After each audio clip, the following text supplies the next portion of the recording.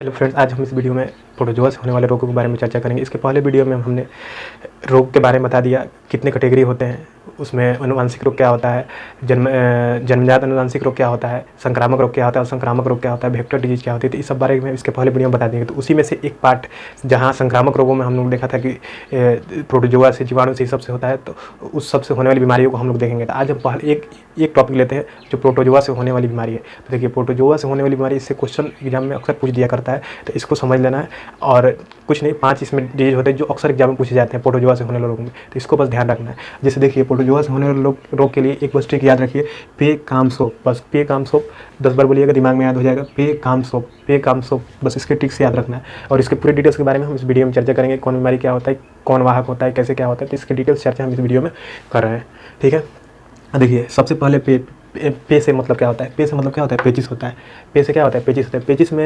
पेचिस में क्या होता है कि जो बड़ी आंत की दीवारें हैं, अपने हमारे शरीर की बड़ी आंत की दीवारें में इफेक्टेड हो जाता है। बड़ी आंत की दीवारें इसमें इफेक्टेड, जिसकी वजह से डायरिया, दस्त स्टार्ट हो जाता है, उल्टी सब स्टार्ट हो जाता है। ठीक है, मतलब एक तरह से डायरिया का ही रूप हो जाता है। ठीक है, तो जिसमें पतला लैट्रिन होने लगता है। तो जैसे बड़ी आंत की दीवारें का क्या काम क्या है कि शरीर जो भी भोजन पचा है उसके सब पानी को सोख लेना, सभी पानी को सोख लेना। अब वहाँ पर क्या होता है कि बड़ी आंत की दीवारों पर जाकर प्रोटोजोआ वहाँ पर सट जाते हैं। कौन प्रोटोजोआ, तो एंड अमीबा हिस्टोलिका,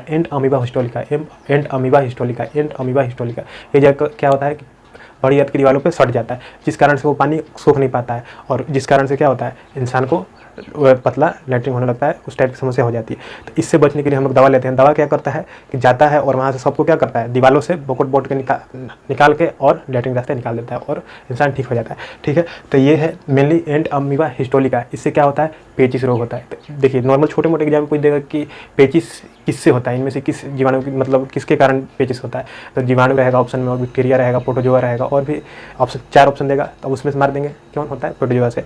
याद रखना है ट्रिक, प्रोटोजोआ से होने वाले रोग के लिए पे काम सोप, बस प्रोटोजोआ पे काम सोप, इसका ट्रिक याद रखना है। इसकी आगे वाले में हम सब बताएंगे। ये प्रोटोजोआ से हो गया, फिर उसके बाद कवक से कैसे होता है, जीवाणु, बैक्टीरिया, ये चारों क्वेश्चन पूछा जाता है अक्सर, तो ये सब ध्यान रखना है। और ये भी ध्यान रखना है किस थोड़ा सा लेवल हाई रहेगा एग्जाम, तो उसमें ये पूछेगा कि एंड अमीबा हिस्टोलिका से क्या होता है, पेचिस होता है। ठीक है, अब आगे हम लोग देखेंगे कालाजार।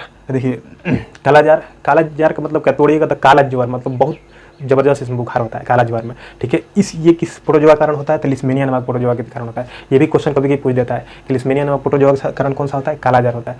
काला ज्वर मतलब बुखार बहुत ज़्यादा रहने लगेगा। ठीक है, तो और एक और चीज़ पूछता है, काला इसमें क्या होता है, बुखार बहुत ज़्यादा होता है। इसको फैलाता कौन है, तो इसको सिक्ता नामक मक्खी फैलाती है। कौन सी मक्खी फैलाती है, सिक्ता। इसको सेंडी बोलते हैं या बालू मक्खी बोलते हैं। ठीक है, तो देखिए इसको फैलाती कौन है, सिक्ता नामक मक्खी। सिक्ता मक्खी या बालू मक्खी, बालू या सैंडी मक्खी, बालू को ही सैंड बोलते हैं, तो सैंडी मक्खी इसको फैलाती है। ये इसका वाहक होती है। क्या होती है, वाहक। जो ये प्रोटोजोआ होता है, लिस्मेनिया नामक प्रोटोजोआ, वो किसके संपर्क में ज़्यादा आ जाता है, तो सिक्ता नामक मक्खी के संपर्क में आ जाता है। अब वो जहाँ बैठेगी और वो हम दूसरी भोजन खा लेंगे, तो हमको क्या हो जाएगा, काला ज्वर हो जाएगा। वो वाला भोजन खा लेंगे तो हमको क्या हो जाएगा, काला ज्वर हो जाएगा।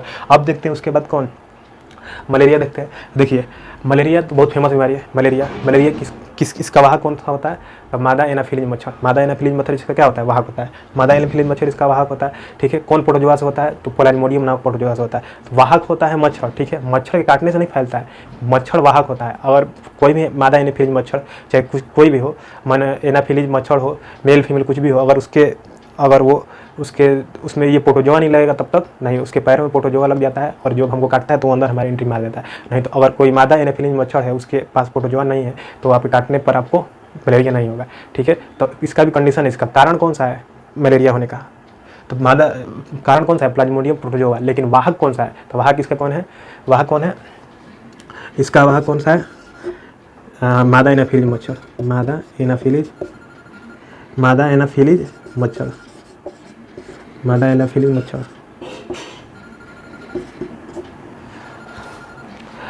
एनाफिलीज मच्छर।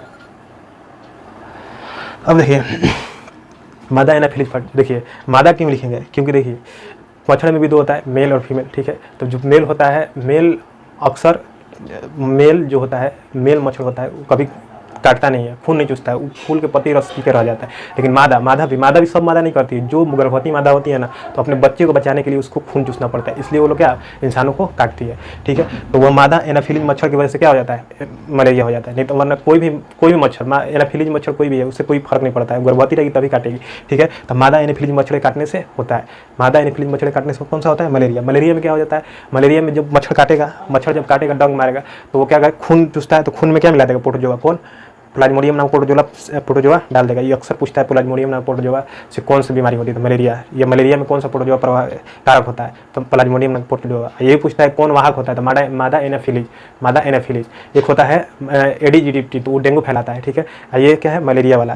तो जब ये हमारे शरीर में काटता है तो क्या खून में क्या मिला देता है, प्रोटोजोआ मिला देता है। वो प्रोटोजोआ कहाँ जाता है, स्प्लीन में, क्योंकि स्प्लीन को हम लोग क्या कहते हैं, आरबीसी का कब्र का बोलते हैं। तो खून जाकर क्या होता है, जितना भी खून वेस्टेज होता है जाकर वहाँ पर जमा होता है। और ये किसको प्रभावित करता है, तिल्ली या प्लीहा को, जो स्प्लीन होता है उसको प्रभावित कर देता है, जिसकी वजह से क्या धीरे धीरे खून क्या होता है, दूषित होने लगता है और इंसान धीरे धीरे प्रभावित होकर मर जाता है। ठीक है, तो इसमें कौन प्रभावित होता है, स्प्लीन या प्लीहा प्रभावित होता है, स्प्लीन या प्लीहा इसमें क्या होता है, प्रभावित होता है। स्प्लीन या प्लीहा इसमें क्या होता है, प्रभावित होता है उसमें, मलेरिया में। ठीक है, तो ये ध्यान रहेगा।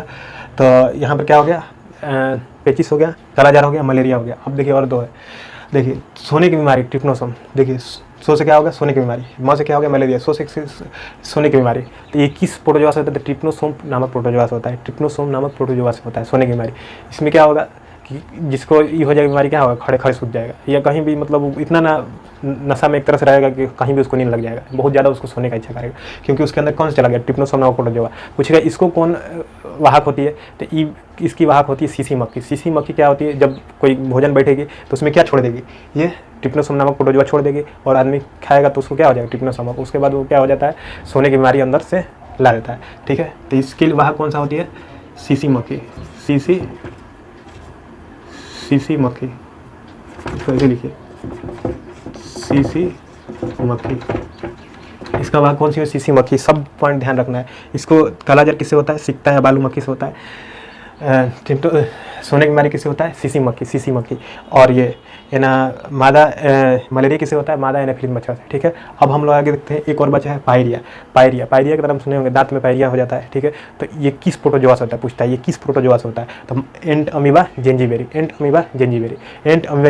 से क्या होगा, पायरिया होगा। पायरिया अक्सर क्या होता है, मसूड़ों को प्रभावित करता है। पायरिया किसको प्रभावित करता है, मसूड़ों को प्रभावित करता है पायरिया। तो ये किस प्रोटोजोआ से होता है, मसूड़ों से।